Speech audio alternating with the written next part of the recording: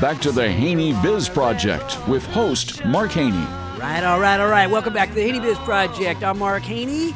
We are bringing you this segment courtesy of Comstocks Magazine. And today we are joined by my good buddy, Jack Crawford, founder of Impact Venture Capital. How you doing, Jack? Hey, I'm doing great. Thank you for coming on the show today. I want to talk to you about the venture capital business, about the Sacramento region, and we're going to be talking about parenthood a little bit as well. Should be a fun show. Why don't you give us an overview, if you don't mind, Jack, about what is Impact Ventures? So our firm is investing in early-stage technology companies, primarily inside the technology triangle between San Francisco, San Jose, and the Sacramento area. We'll look at deals from anywhere across the country and anywhere around the world, but we're paying special attention to companies in that geography. And it's interesting, Sacramento is starting to play a more relevant role with regard to technology and policy. Policy is reshaping innovation in a number of ways, and our firm is looking at the headwinds and tailwinds that are being created for early-stage technology companies and innovations in areas like driverless vehicles and drones, in artificial intelligence and security as it relates to social media. There's a lot of areas where policy is playing a role in innovation, and so understanding those as an investor may help you to understand which companies to invest in, because some will be facing major headwinds and some may be facing tailwinds that help them to grow a little quicker. Well, what advantages or disadvantages might Sacramento have as you're trying to attract these companies and invest into these companies? Yeah, I think oftentimes this region, the Sacramento area, has been viewed as, centered on government. And when you think of government, you think of red tape and slow-moving procurement processes. You think of just indefinite decision-making periods. I'd like to turn that upside down a bit and just say, wait a minute, we've got some policy expertise that is colliding with areas of innovation. We may just understand the areas that are going to grow faster than most other places in California, maybe than most other places in the world.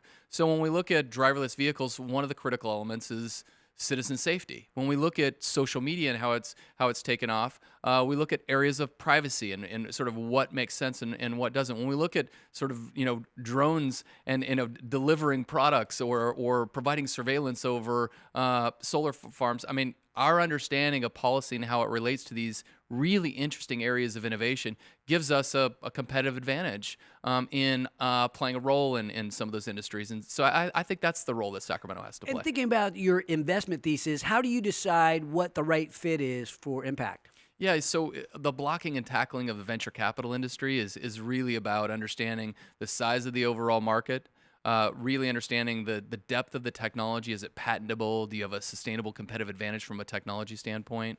From a management team standpoint, does this team have the experience to really take the idea, turn it into a product, turn it into a company, and hopefully someday turn it into a ticker symbol?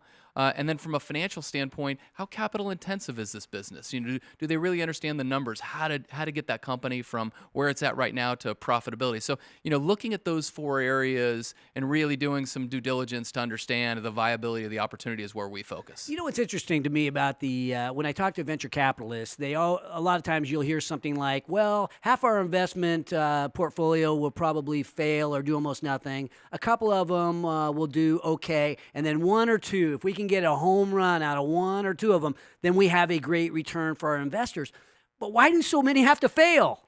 Yeah, that's a challenge. I think the risk associated with the early stage of the innovation process, because you're doing so much inventing, because you have a new team that has come together, sometimes you have a new market. I mean, look at all the things that are happening with cryptocurrency right now. It's a really interesting space. There's going to be some amazing companies that are created, but the fundamental technology and the security around it need to be buttoned up first. So there's a whole lot of failures on the way to success, and I think it was Winston Churchill, sort of success is about maintaining your enthusiasm as you sort of fail and fail and fail again until you reach success. And I think that's kind of how it is with these seed and early stage technology companies. Well, I'm wondering about like Impact, and I do a little bit of investing into smaller companies. I'm invested into Impact as well, but how do we shorten that time? You're right. You said fail and fail and fail.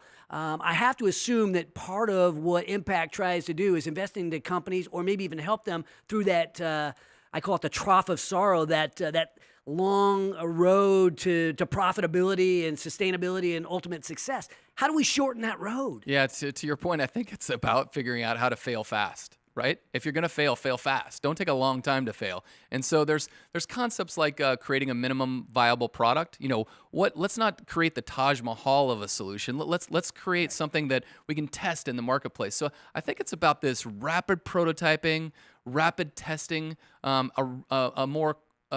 quicker understanding of, in a sense, what the customer is looking for, and trying to get to revenues quicker. I mean, at the end of the day, we can't get trapped in a cave building what we think is the world's greatest next product without testing it off the market. So I think a little bit quicker building of a product in a 1.0 sort of rapid prototype and a little quicker testing off of customers might lead us to, okay, this is something we should fuel and take to the next level. Or no, we got to kill this, sort of repurpose the lessons learned and now go, figure out something that is going to work. There's no problem a few more sales won't fix in so many cases.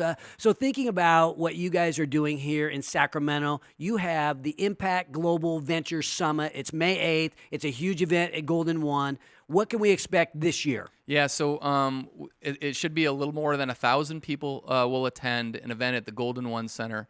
We're lining up the panel and the keynote speakers in areas that we believe are sort of disrupting various markets. So when you look at what's happening with digital currency, global digital currency, when you look at autonomous vehicles, when you look at the way in which the job market is changing with artificial intelligence and robotics, we've gone and we created 5 different themes. There'll be 7 different stages inside the Golden One arena. It'll be the Disneyland for corporate venture capitalists, and for entrepreneurs.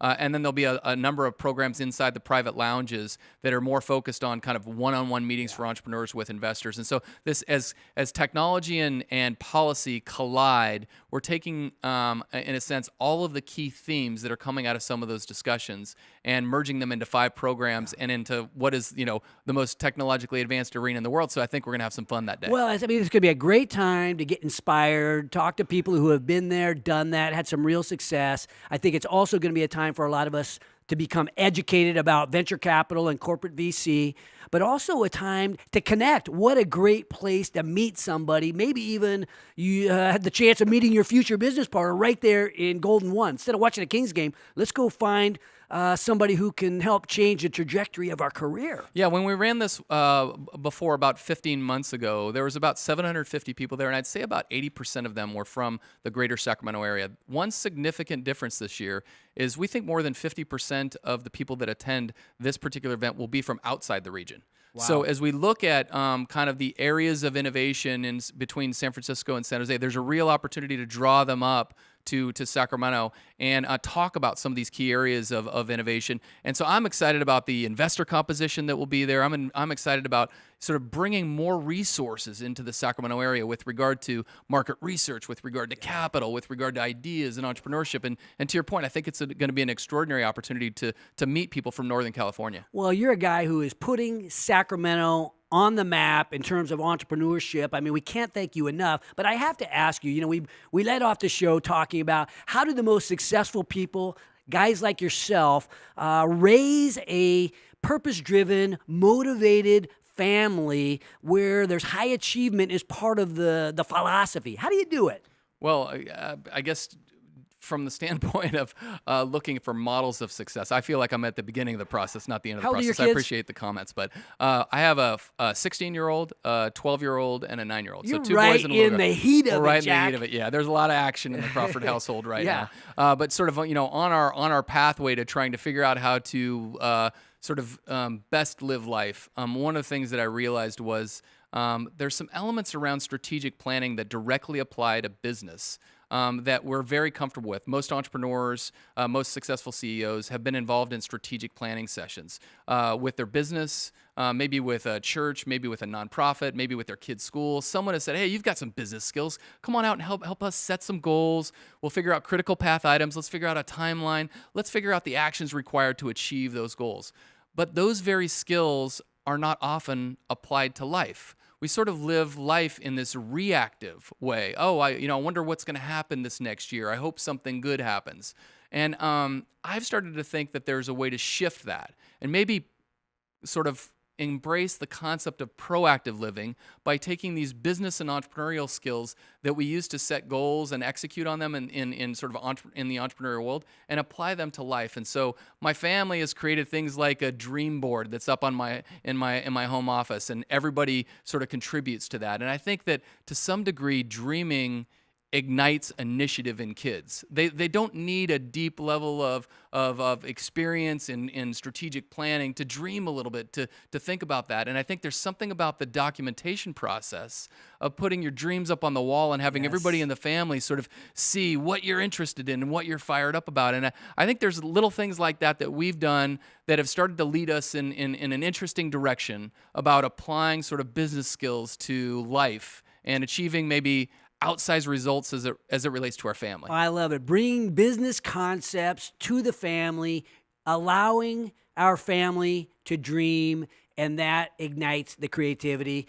Jack, I'm going to ask you to stick around, but coming after, and we're going to talk a little bit more about family. We're going to dive deep into this because we're going to bring, I think we brought your match on, right? Everybody meets their match in some way. Well, today we're going to be bringing on Mr. Darrell Teat. He is the CEO of the Sacramento Chamber, but beyond that, he has been named Father of the Year a couple years. So we're going to put you against Darrell. I'm in trouble. It is going to be a fun show, and I'm going to be here to help referee. Join the revolution at HaneyBiz.com, courtesy of Audi Rockland. This is the HaneyBiz Project.